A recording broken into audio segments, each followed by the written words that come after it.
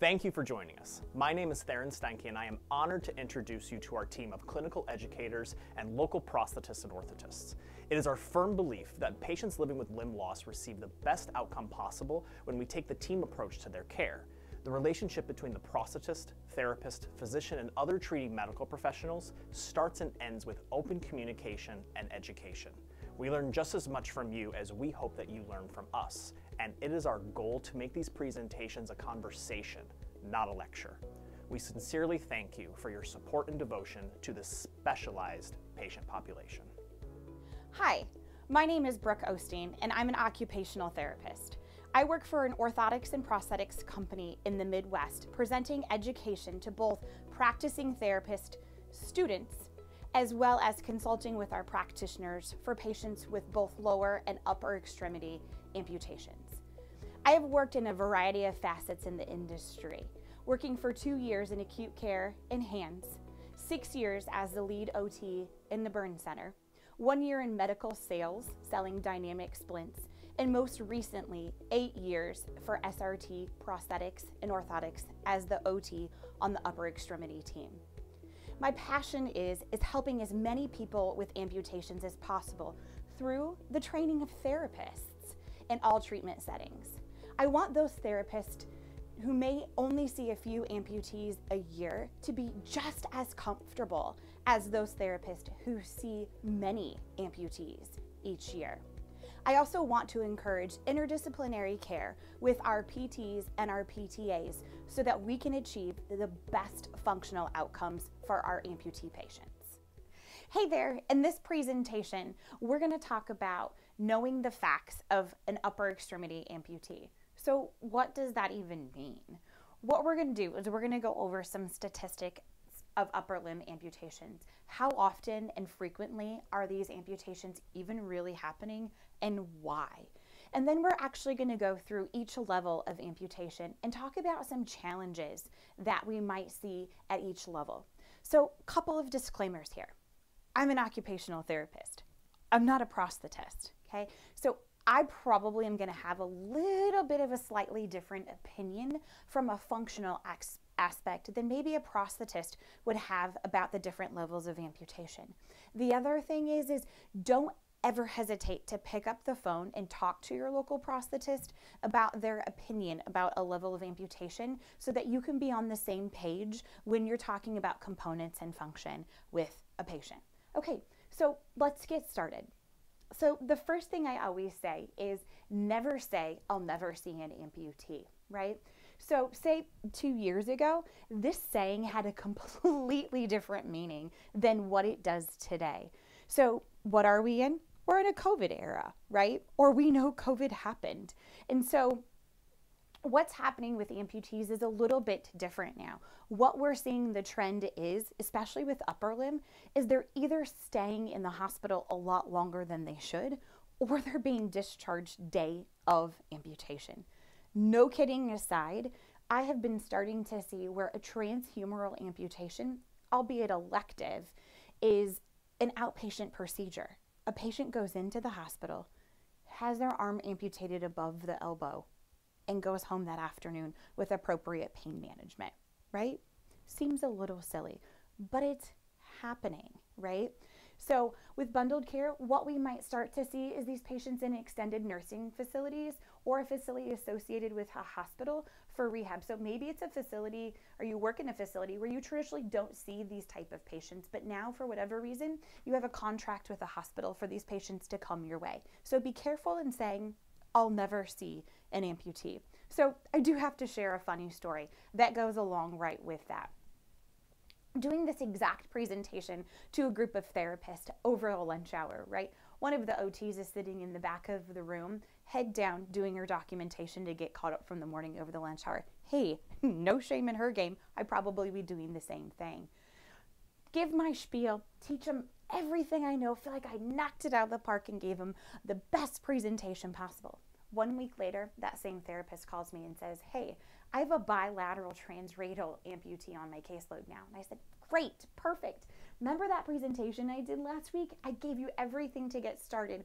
She sheepishly looked at me and said, I was doing documentation. So this is a video, the video you just saw is a video of Sandy, that exact patient, using her bilateral bionic hands and being successful. So another big thing here is these patients don't need to be intimidating, right? It can seem scary and it can seem like it's against insurmountable odds that you're going to see these patients, but don't ever hesitate to pick up the phone and call a resource. As far as consultations, can they happen? Absolutely they can, right? What do you need to make that happen? You merely need to pick up the phone and call your local prosthetist and say, hey, I have an upper limb amputee that I would like to get your opinion on, okay? Now, you do not have to have a physician's script. However, let's think about the types of physicians that are servicing these patients. Sometimes it's a vascular surgeon, sometimes it's a plastic surgeon, and sometimes they just have some persnickety needs, right? So while you don't have to have a script, I always say it's not a bad idea to keep the physician in the loop as to what your idea and plan for the patient is. Why is a consultation important? This picture depicts the exact reason. So Brad has been an amputee for over 20 years, bilateral, left wrist dysartic, right transradial, and we've got Sandy back, who due to a leukemia flare-up lost both of her limbs. Her local OT and myself worked with her for quite some time on how to hold a utensil in her terminal devices. And I feel like because we couldn't walk the walk or talk the talk, meaning AKA we still had both of our hands, that while we felt like we were teaching her in a way that she was receptive to, I kind of feel like she heard Charlie Brown's teacher or wah, wah, wah every single time we tried to explain it to her. So when we brought Brad in and Brad was able to put the spoon in his hand, just like Sandy was, it was amazing to see that light bulb go off. So why a consultation? So they can see the walk and hear the talk of somebody who looks just exactly or close to what they do. Shrinkers, can we do them? Absolutely we can, right? So it's that first step in the prosthetic process, applying compression and proprioceptive input to a residual limb to start reduce edema and give those nerves what I call a big hug, right, to help control some of that phantom limb pain. So when can we do them? That's a little bit gray, okay?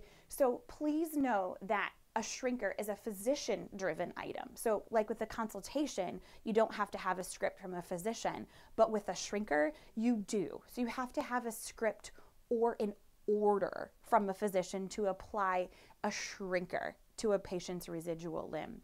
The when, like I said, it's a little bit gray. I'm going to give you my opinion as an OT who's worked in this industry for a long time, but that doesn't mean that maybe that matches the opinion of your local prosthetist or your local physician. I am of the opinion, especially with an upper limb amputee, that the earlier the compression, the better, right? So an upper limb amputee is just a little bit different than a lower limb amputee in that traditionally that residual limb, for the most part, is going to be gravity dependent. Right? Well, what does that mean? That means the fluid is potentially always going to sit at the end of the residual limb, right? So that could create a bulbous distal end. It could create an ebb and flow or fluctuation of volume, increasing the patient's phantom limb pain or sensation. And all of that really, truly can delay the prosthetic process from starting. We do know with upper limb, things are just a little bit different, and we do kind of have this golden window, right, to fit them before that insurmountable rejection rate starts to climb. So why not do everything we possibly can to keep this process moving as appropriately as it should? So I am of the opinion that if it's a polytrauma and things look good, and we don't have an RIF, skin grafts, any sort of anything like that, then day 7, day 10, let's take a peek at that incision line. If things look good, and by good, I mean we don't have an open dehisced oozing, I say the Ninja Turtles secret ooze, oozing out that incision line, then let's put a 2x2, 4x4, some zero form, something over the end of that incision line, and let's get some compression on there so we can move along with the patient. Pediatrics, can they get fit with prosthetic devices? Absolutely they can, okay? again, a question for your local office or your local practitioner of, are they able or comfortable to do pediatrics, okay? So the bigger questions I think here for an OT is the when and the why, okay? Again, this is my opinion. So the when, especially if it's a congenital anomaly at birth, I always say the ideal time to fit one of these upper limb congenital patients is as they transition from either prone or supine to independent sitting. And why? Because we're going to piggyback with the why here. What's the first thing we do as therapists when a patient starts to sit up or an infant starts to sit up, right? We say, oh, can you clap your hands, right? So we show them to clap their hands and we want them to mimic their behavior. So question to you, do we really care about the clap? Or are we really looking for them just to come to midline, right? We're really looking for them just to come to midline. It just happens to be through the functional task of clapping. Why? Because at midline we do everything. We button, snaps, zip, zippers, all of those things that they need to do developmentally. So why not incorporate a prosthetic device as they start to come to midline so that when they're developing those developmental milestones, that the prosthetic there is to support them through those tasks. The other reason we fit them, because they're so stinking cute. Okay, so let's get into a little bit of the statistics, okay? So ratios. Can you guess what the 1 stands for and what the 35 stands for? So if you had to think in your brain, what do you think those numbers stand for? Well, I'm about to tell you, okay? So the 1 stands for upper limb prosthetic patients or upper limb amputees when you remove fingers, toes, feet, and thumbs. So there's 1 upper limb for every 35 lower extremity patients. Holy cow, right? What an incredibly specialized patient population, right? I think that this speaks so loudly to how important it is that these patients get very skilled care and that they are highly connected to an occupational therapist so that we can get a good functional outcome, just because the overall number of upper extremity amputee patients is so much smaller than the lower extremity population. So when we talk about statistics, how often are upper extremity amputations and why are they happening? So on this slide, you see the top 4 leading causes, right? So the leading cause of an upper extremity amputation is trauma, okay? Meaning somebody did something they didn't, or is an unfortunate circumstance that resulted in the loss of an upper extremity. Congenital anomaly, cancer, and vascular disease round out the top 4.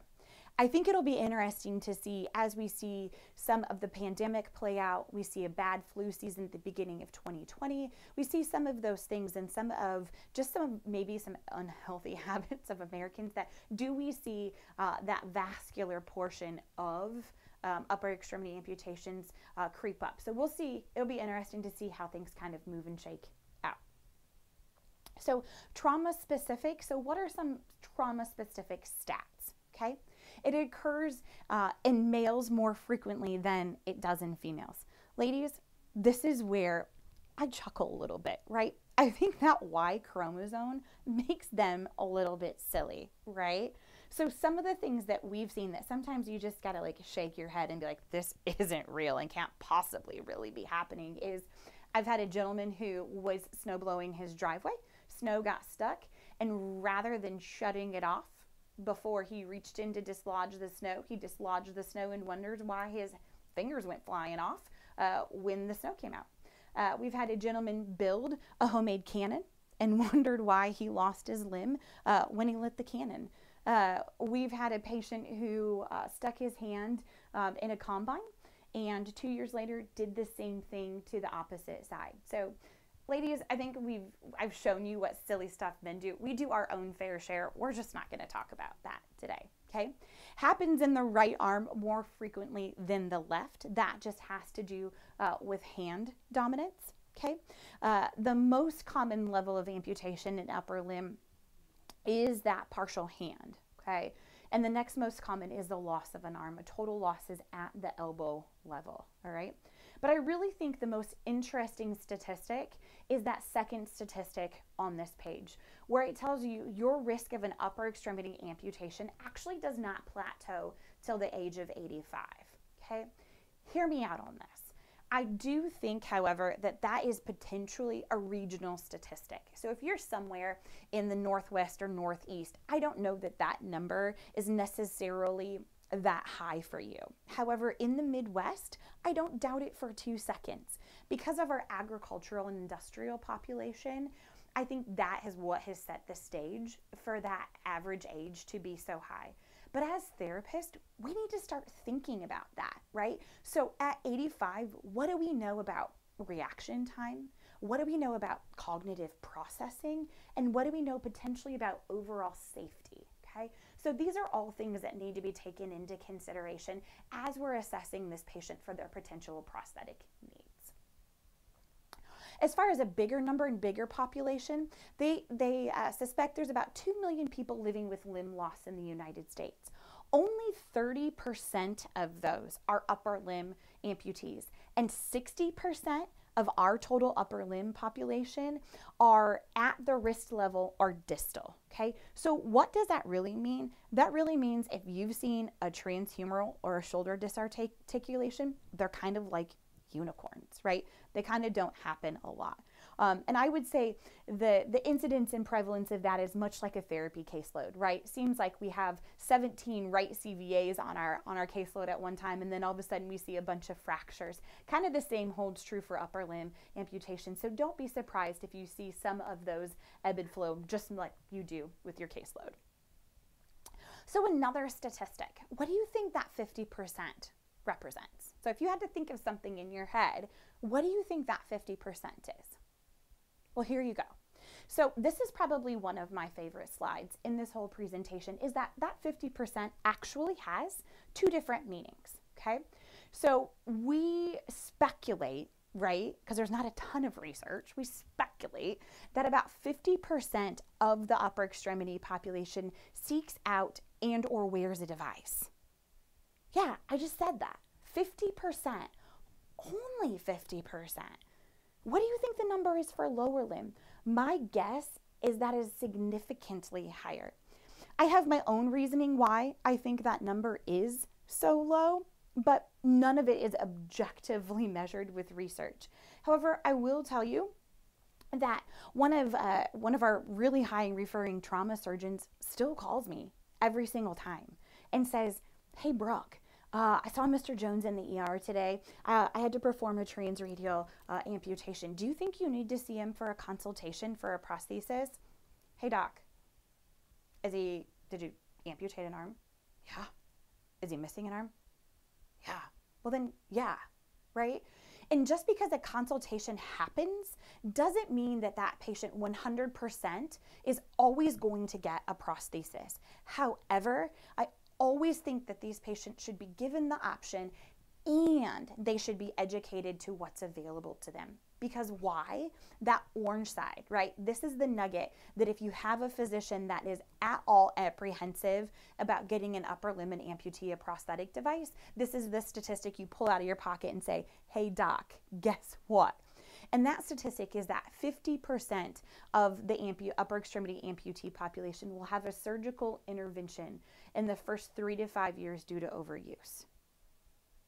That is a crazy statistic, which then just solidifies, right? It's so important that we have 2 arms, whether it's the original equipment or one's the original equipment and a prosthetic device. We need 2 appendages on our upper limbs, right, to be bimanual to do what we call life.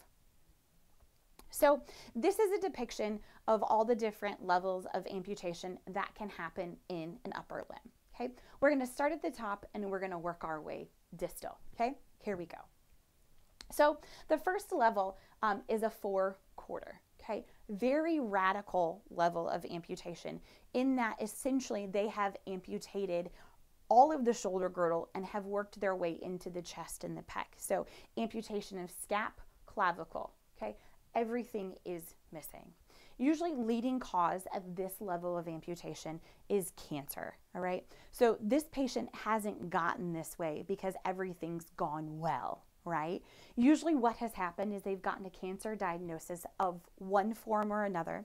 They have maxed out their chemo, they've maxed out their radiation, they've had progressive levels of amputation into the upper limb, and this is essentially a last-ditch effort, if you will, at quality of life or life salvation, all right? I will also tell you that for the most part, this level of amputation almost always falls into that 50% category of a non-use or a non-wearer. And why? Because the challenge that it takes to put on a prosthetic device at this level doesn't mimic or isn't proportional to the value that that device provides the patient, right? Sometimes they're so concerned and worried about living that they don't want to be bothered, if you will, with or hassled with this prosthetic device. Now, that being said, I will tell you, we are seeing a ridiculous expedite in technology, and there's gonna come a point in time in the very near future that I'm gonna tell you, or what I just told you isn't true, and that we've created a device that is so easy and is so intuitive for the patient that it makes more sense for this level of amputation to have a prosthetic device than maybe a partial hand. So stay seated and watch for some of that to come in the near future. Shoulder disarticulation, our next level. So basically what we're doing is disarticulating that glenohumeral joint, okay? Basically just detaching the humerus from the shoulder. Leading cause, still cancer. Trauma is less than 3%. I will tell you again, just from my experience, that if this is a traumatic level of amputation, it's one of two things. It's either a motor vehicle accident or an electrical injury, okay? If you have a weak stomach, be advised, the next photo is a little bit graphic, okay?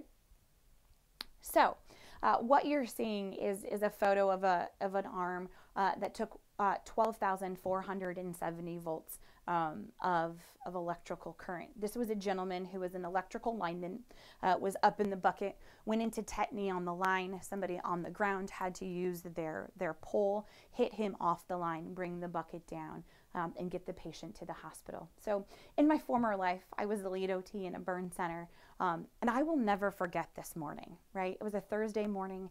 I am an adrenaline junkie, and so I never turned my pager off because I was always afraid. I'm adrenaline junkie and FOMO, fear of missing out, two things that don't go well.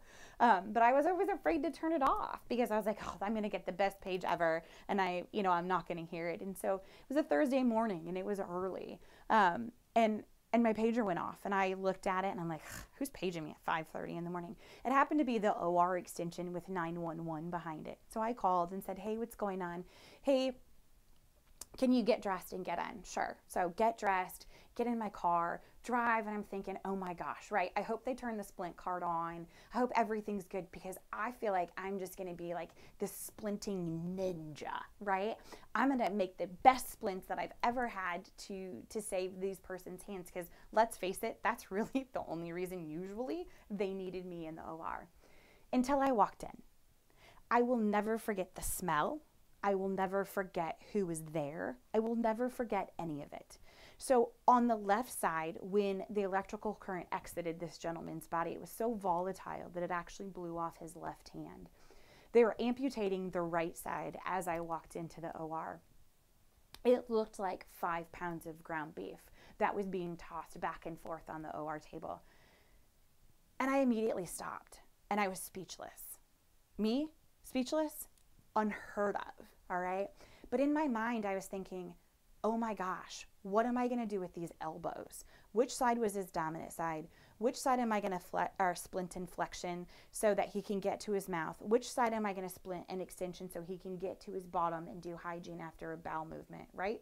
Ultimately, in the big picture, it didn't matter. 17 surgeries later, this gentleman was a left shoulder disarticulation and a right transhumeral, right? You should be asking yourself, why is this lady wasting so much time telling me this story? And here's why. I had never seen an amputee, and I had never touched a prosthetic device. This was my first patient, right? And while I would love to say, oh my gosh, look what I did, and I would love to say that I can take the credit, that would be a lie, all right? Apparently, I did so good as an inpatient OT that this gentleman actually asked 4 other outpatient OTs to see him before he came back to me, and I was the only sucker that said yes, right? But here's what happened, and here's why he was successful. I was honest, and I said, I'm gonna learn through this process with you, and I wasn't afraid to ask for help.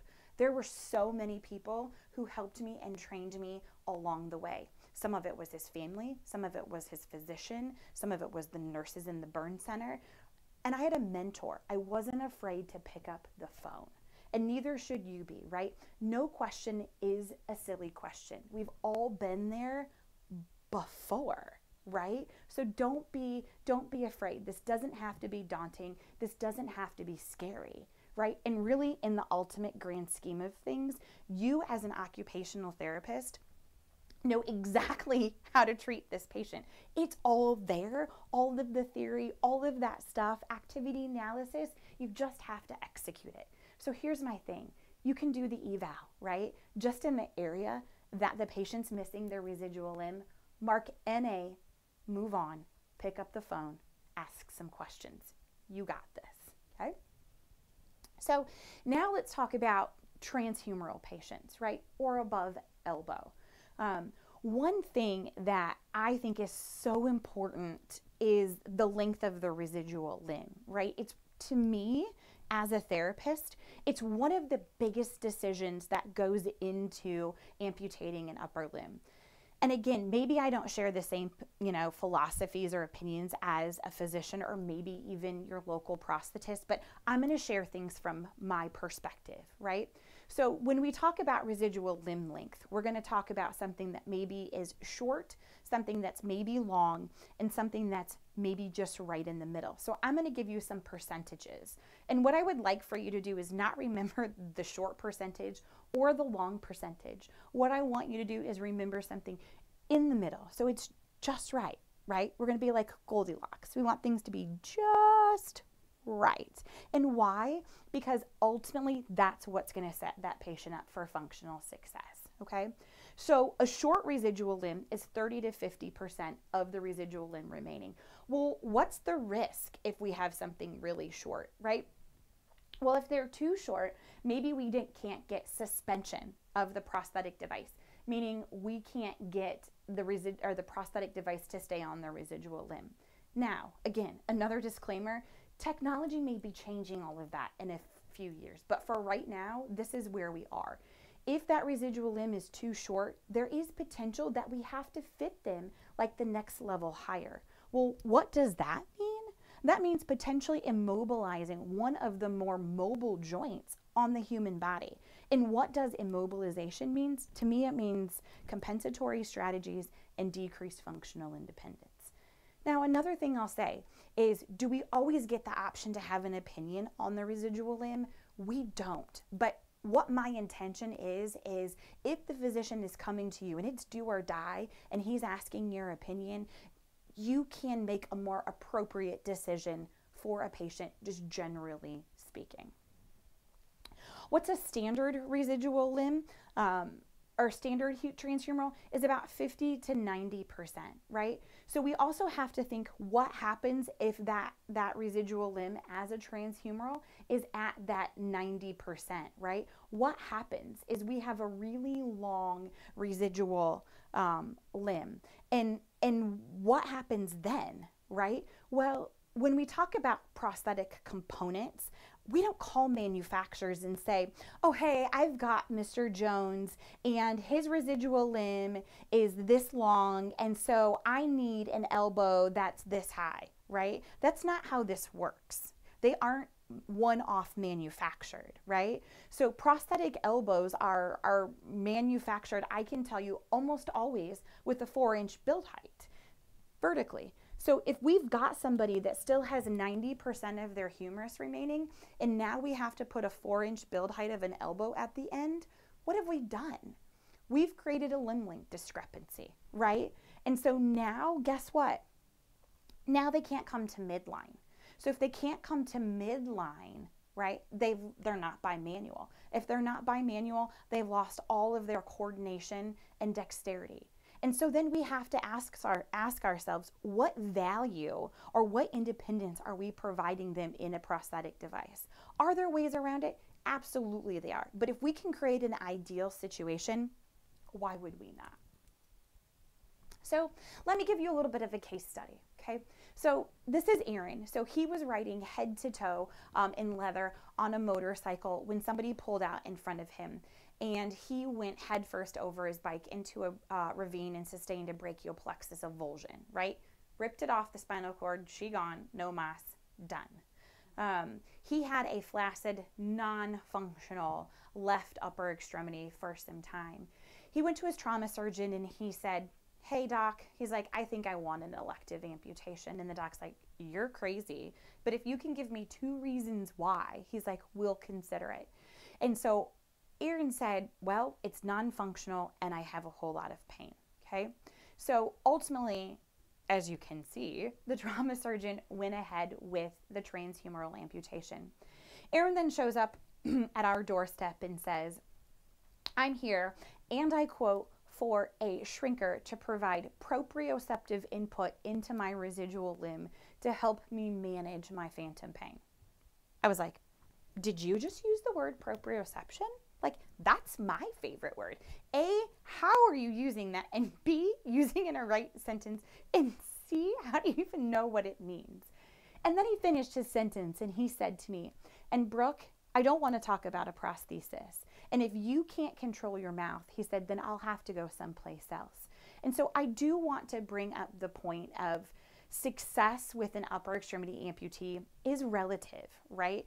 And so sometimes I think as OTs, we get so excited about the potential of a patient that I think sometimes we want to make our goals their goals, right? So just be careful and watch yourself in this situation. So how did Aaron end up? Well, he works in the IT industry and he does something with motherboards. And believe it or not, I'm horrible with technology. Like, son has an iPad. It's like foreign language to me, right? Ultimately, what I know is he was putting pieces and parts or something in his mouth to put it on boards, and then those were being commercially sold. Well, OSHA had a little bit of a problem with that. So it wasn't until Aaron had a vocational demand that he actually came back and said, okay, I'll consider a prosthesis now.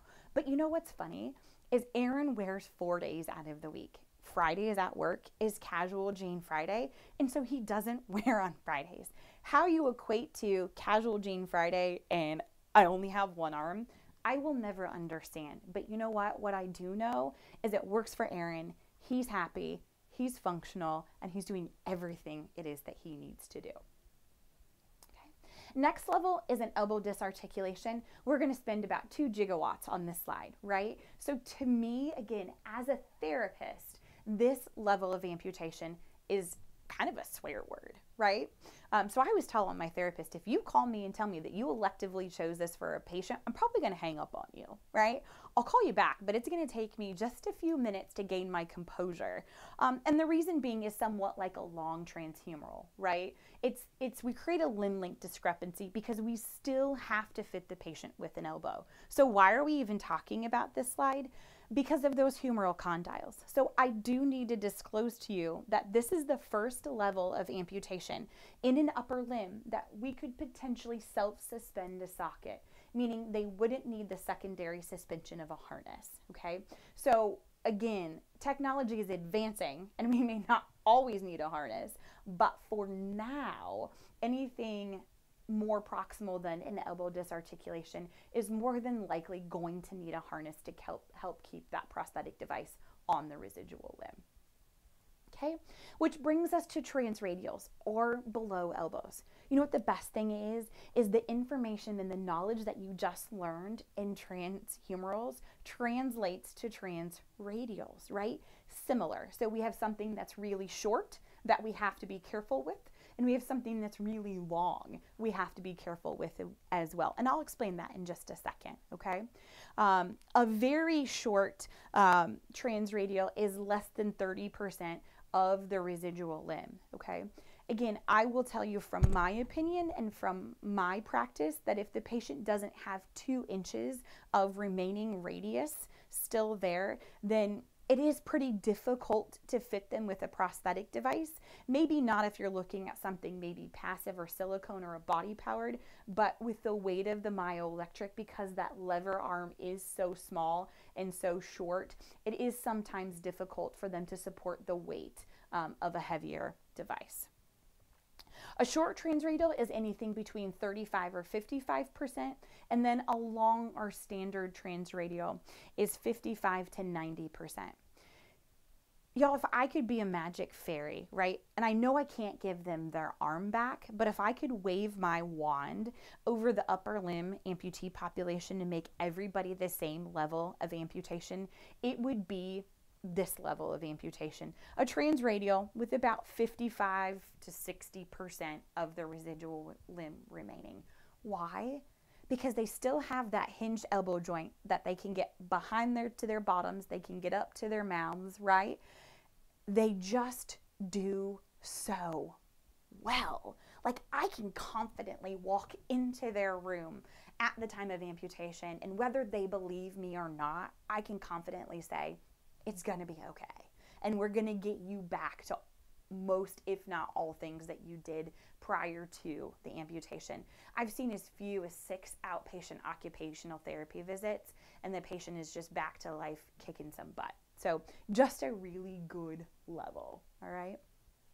Now, custom sockets. This is definitely something that you're going to want to ask your local practitioner about, right? But my intention of this slide isn't to create a discomfort in the local practitioner for them to say, no, this isn't something that we do. My intention of this slide is to bring in the biopsychosocial piece that probably, I know for sure, is definitely different for the upper limb amputee than it is the lower, right? So let's compare and contrast for just a hot second, okay? Lower extremity amputation, leading cause, usually vascular diabetes, right? Maybe they're walking around their home without their shoes and socks on, they get a sore on the bottom of their foot, turns into a non-healing wound, they go to wound care, eventually develops osteomyelitis and has to be amputated, right?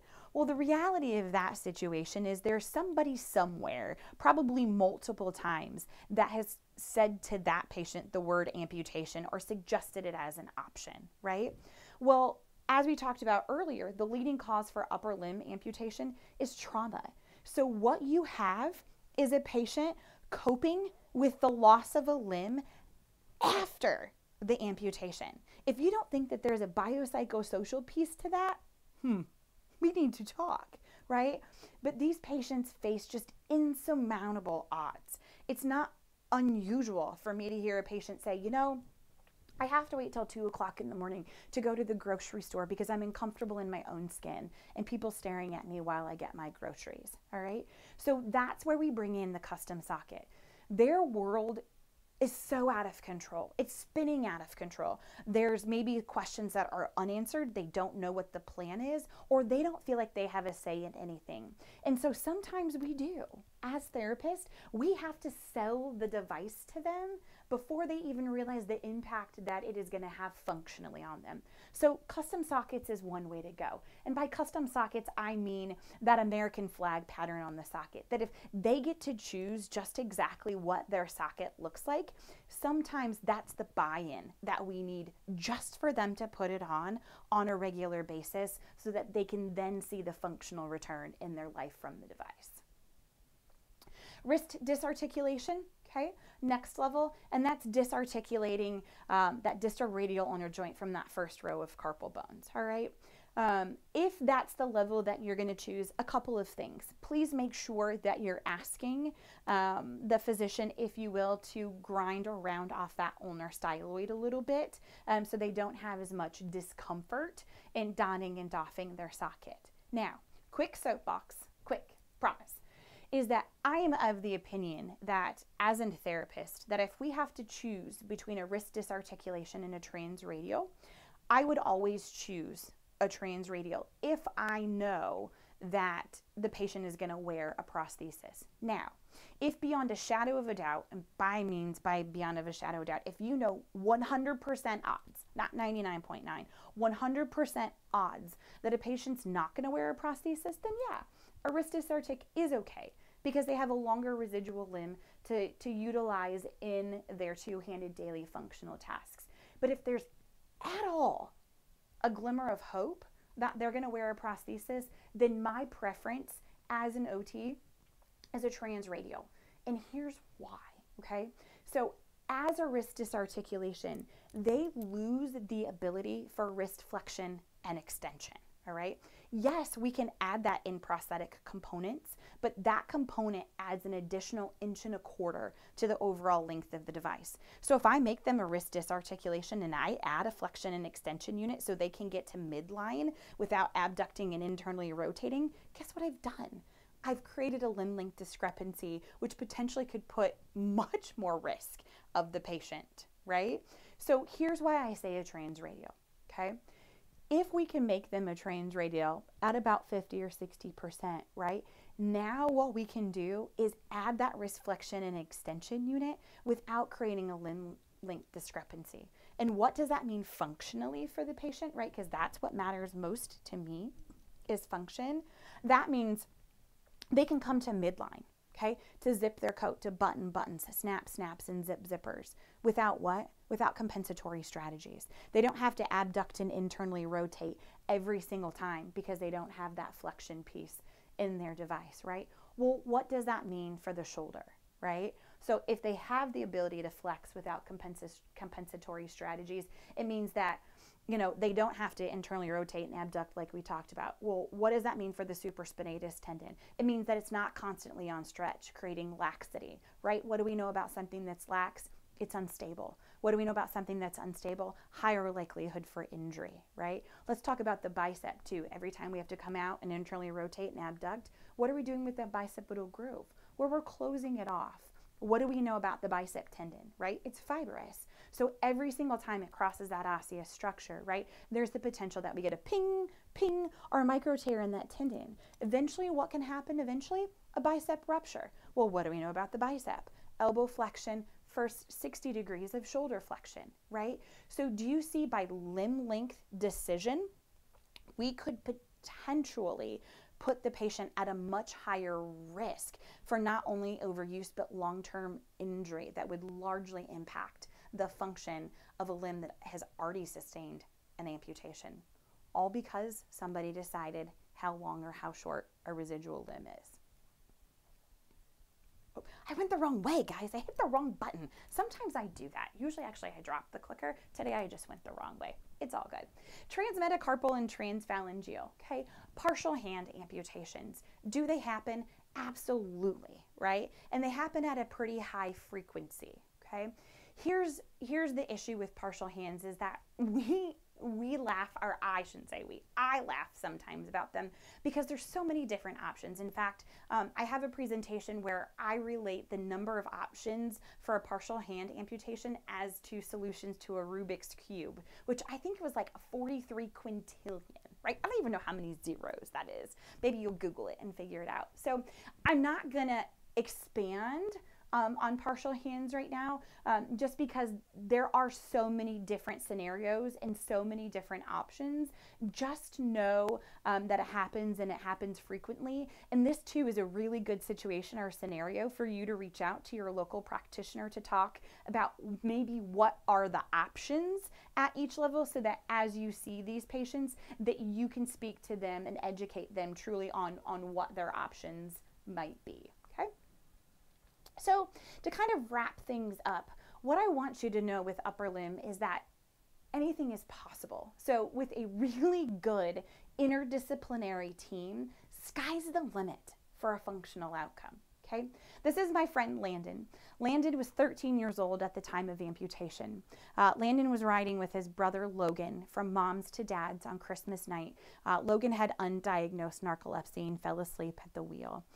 When the boys were found, they were in the car, doors were locked, windows were up, seat belts were on, but Landon's arm was in the middle of a road. Can you imagine being a 13-year-old boy and losing your dominant arm? And to top it off, he lives in an itty bitty little tiny town. And so everybody knew. And so when I first met Landon, he said to me, he said, Miss Brooke, he said, I just want you to make me normal again.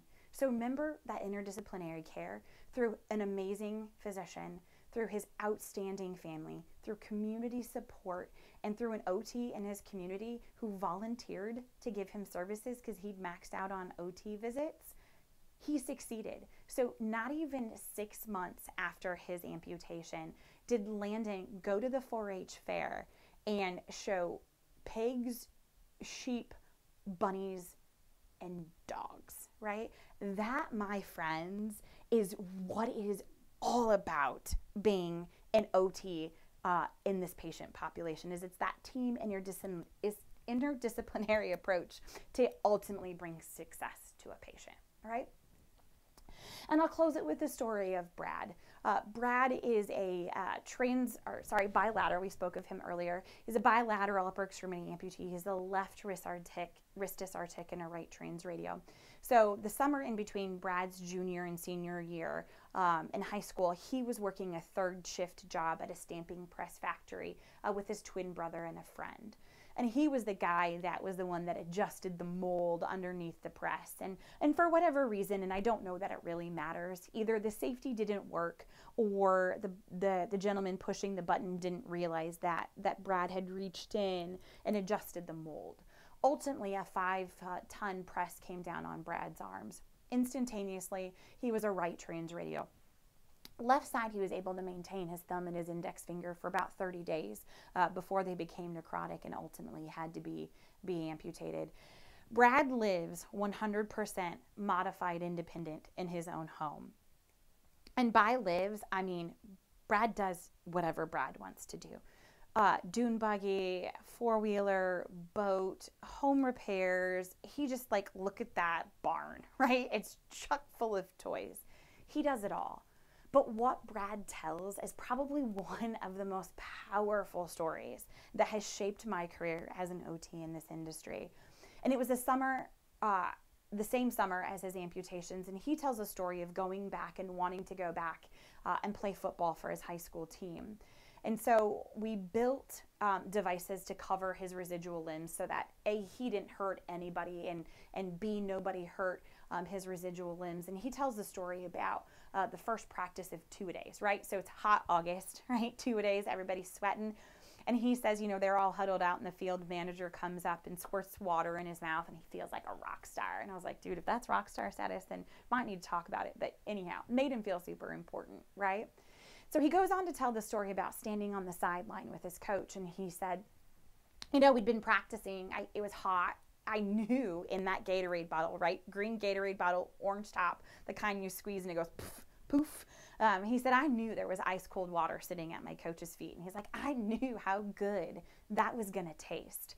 And so he said, I started saying something out loud about how I wanted a drink of water. And he said, the coach wasn't responding. And so he said, I got closer and closer and louder, and coach still wasn't saying anything. And he finishes the story and he says, you know what happened? He said, the coach finally turned to me and said, Brad, if you want a drink of water, you'll get it yourself. And he walked away. And Brad said he knelt down, used both of his residual limbs, got the water bottle, squeezed it, gave himself a drink of water. And he said, I can still taste it. He said, that was the best drink of water I have ever had. And so here's my challenge to you as an OT who potentially is going to encounter this patient population. They're up against a lot. And some days they're gonna need the biggest cheerleader. And sometimes they're gonna be tough love.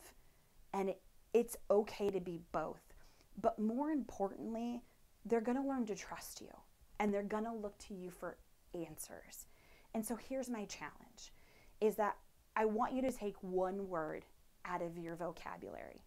And when you're speaking to these patients, if you could take the word if out, I think it would give them a sense of peace. Because then if you say, well, if you get a prosthesis, then it kind of leaves that decision up to them. And a lot of times they're not sure if that's the correct option.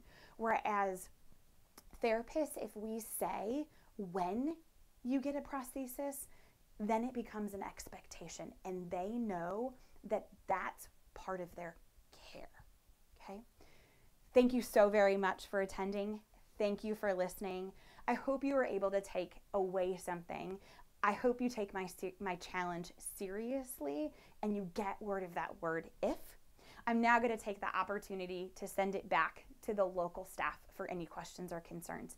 Thank you so much again and have a great day.